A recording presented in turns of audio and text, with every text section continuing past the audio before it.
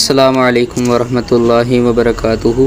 جی ہم کلمہ کی اقسام پڑھ رہے تھے تو اس نے لفظ سے موضوع شروع کیا تھا اور آگے وہ کلمہ اور کلام پر چلا گیا تھا، کیونکہ نحو کا موضوع کلمہ اور کلام ہے تو اس کے بارے میں بحث کر رہا تھا کہ ایک کلمہ ہو تو اس کی تین قسمیں تھیں، اسم، فعل اور حرف۔ تو اسم ہم نے پڑھ لیا تھا، ہم نے فعل اور اس کی اقسام اور اس کی تعریف پڑھنی تھی۔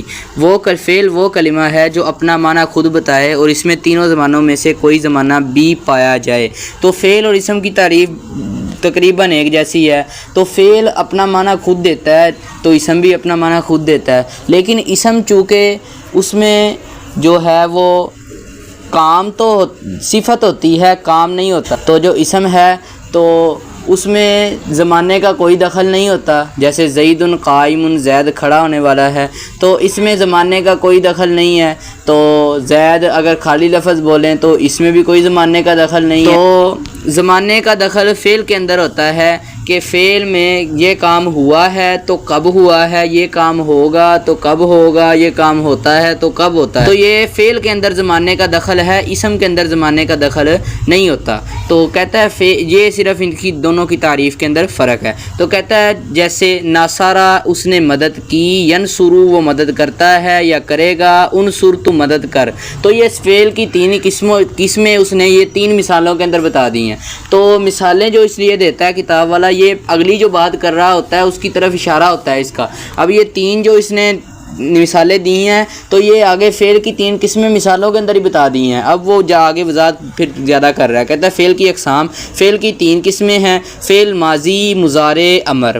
تو ماضی جو ہے اس کے اندر گزشتہ زمانہ ہوتا ہے، جو آپ وہ گردانوں کے سبق میں ضربا، ضربا، ضربو، ضربت، ضربتا، ضربنا، ضربتا، ضربتما، ضربتم، ضربتی، ضربتما، ضربتنا، ضربتو، ضربنا، یہ جو 14 سیغوں کی گردان ہے یہ فعل ماضی کی ہے، یعنی اس نے کام کیا، ان دو مردوں نے کام کیا، ان سب مردوں نے کام کیا، یعنی وہ گزشتہ زمانے میں کام ہوا ہے۔ تو جو گزشتہ زمانے پر دلالت کرے کسی کام کے ہونے پر وہ فعل ماضی ہوتا ہے۔ فعل مضارع جو ہے اس میں ماضی زمانہ نہیں ہوتا، اس میں دو زمانے ہوتے ہیں، زمانے ٹوٹل تین ہوتے ہیں، ماضی، حال، مستقبل۔ ماضی گزرا ہوا زمانہ، حال موجودہ زمانہ، مستقبل آئندہ آنے والا زمانہ۔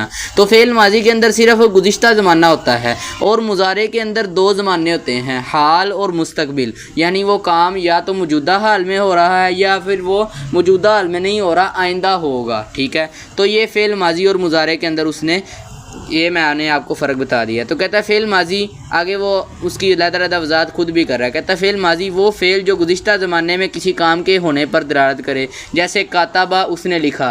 تو جس بھی باب سے، یہ آگے جا کر آپ باب پڑھیں گے گردانوں کے سبق میں، تو جس بھی باب سے جو بھی فعل ماضی کا صیغہ ہوگا اس کا معنی کیا ہوگا، اس نے فلاں وقت میں کام کیا، گزشتہ وقت میں، ٹھیک ہے۔ فعل مضارع وہ فعل ہے جو زمانہ حال یا مستقبل میں کسی کام کے ہونے پر دلالت کرے، ٹھیک ہے۔ یعنی مضارع کے اندر کون کون سے زمانے ہوتے ہیں؟ دو۔ تو آپ وہ جو گردانوں کے سبق کے اندر پڑھے ہیں، اکتبو، نکتبو، الف ہو تو یہ ترجمہ، یا ہو تو یہ ترجمہ، تا ہو تو یہ ترجمہ، نون ہو تو یہ ترجمہ، تو وہ مضارع کی علامات ہیں، ان کو کہتے ہیں حروف عطین۔ کیا کہتے ہیں؟ حروف عطین۔ ان کو علامت مضارع بھی کہا جاتا ہے، ان حروف کو۔ تو وہ مضارع پر آتے ہیں اور ان کے بدلنے سے مضارع کے اندر صیغوں میں تبدیلی ہوتی ہے، کوئی پھر غائب کا صیغہ ہو جاتا ہے، کوئی حاضر کا صیغہ ہو جاتا ہے، کوئی متکلم کا صیغہ ہو جاتا ہے۔ تو یہ ان کے بدلنے سے تبدیلی ہوتی ہے۔ تو یہ فعل مضارع ہے جو آپ وہاں پہ پڑھ رہے ہیں۔ تو کہتا ہے فعل امر وہ فعل جس کے ذریعے آئندہ زمانے میں کسی کام کے کرنے کا مطالبہ کیا جائے۔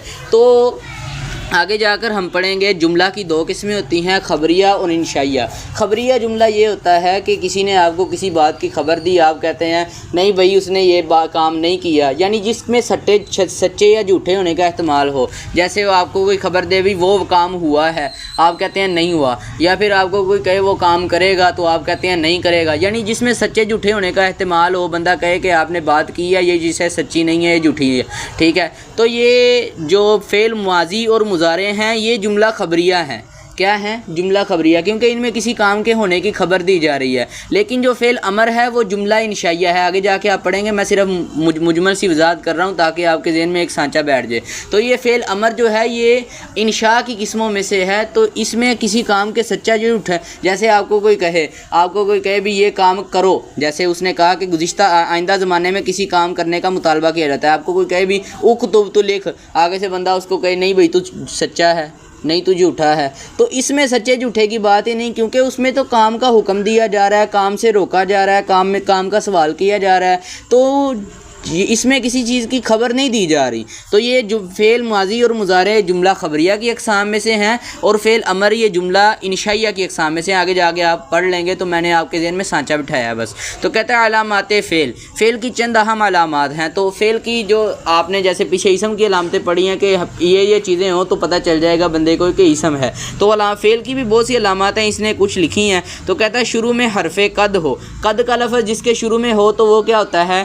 فعل۔ قد جلسہ، تحقیق وہ بیٹھا، تو یہ عام طور پر کیا سے کہتے ہیں؟ فعل ماضی کے شروع میں ہی آتا ہے، مضارع کے شروع میں بھی آتا ہے، تو ماضی کے شروع میں زیادہ آتا ہے۔ تو کہتا ہے شروع میں حرف سین ہو، ٹھیک ہے، سین کا لفظ ہو، سیقرأ، ان قریب وہ پڑھے گا، تو یہ پہلی ماضی کی مثال تھی، دوسری مضارع کی مثال ہے۔ شروع میں سوف ہو، جیسے سوف تعلمون، یہ بھی مضارع ہے۔ تو آخر میں تائے تانیث ساکنہ ہو، تائے تانیث ساکنہ۔ اب تا کی نا دو قسمیں ہوتی ہیں، ایک تا ہوتی ہے مدورہ، ایک تا ہوتی ہے مبسوطہ۔ مدورہ سے مراد گول تا، دار سے ہے نا، دور سے، ٹھیک ہے، دارا یدور دورن کا معنی ہوتا ہے گھمانا، ٹھیک ہے، اب گھومنا یا گھمانا۔ تو جو مدورہ ہوتی ہے نا تال، وہ گول ہوتی ہے، گھومی ہوئی ہوتی ہے، تو اس کو اس وجہ سے مدورہ کہتے ہیں۔ اور مبسوطہ کا معنی ہوتا ہے پھیلانا، بسط کا معنی ہوتا ہے پھیلانا، ٹھیک ہے۔ تو یہ جو تا لمبی ہوتی ہے یہ مبسوطہ اس وجہ سے کہتے ہیں، یہ پھیلی ہوتی ہے، ٹھیک ہے۔ تو یہ جو مبسوطہ ہے یہ فعل کی علامت ہے، اور جو مدورہ ہے وہ اسم کی علامت ہے۔ تو یہ آپ نے یاد رکھنا ہے اس کا جو خلاصہ۔